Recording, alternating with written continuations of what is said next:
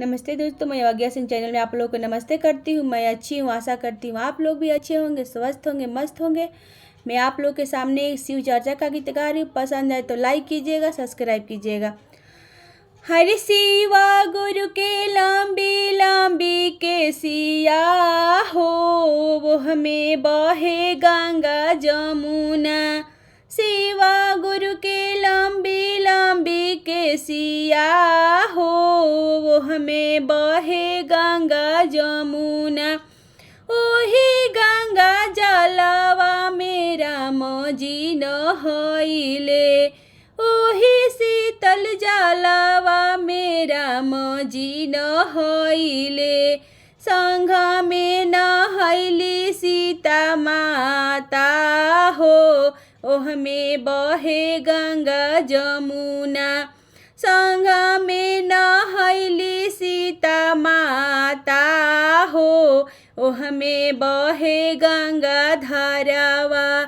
ओही गंगा धारावा में गणेश जी नहइले, ओही गंगा धारावा में गणेश जी नहइले। संघ में नहइली लक्ष्मी माता हो, वो हमें बहे गंगा धारावा।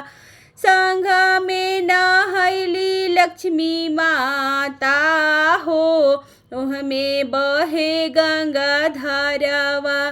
बहे गंगा धारावा हो, बहे जमुना धारावा। बहे गंगा धारावा हो, बहे जमुना धारावा।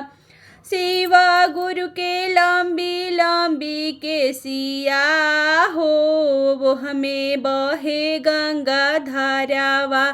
शिवा गुरु के लंबी लंबी जटावा हो, वो हमें बहे गंगा धारावा। बहे गंगा धारावा हो, बहे जमुना धारावा। बहे गंगा धारावा हो, बहे जमुना धारावा। शिवा गुरु के लंबी लंबी के सिया हो, वो हमें बहे जमुना धारावा।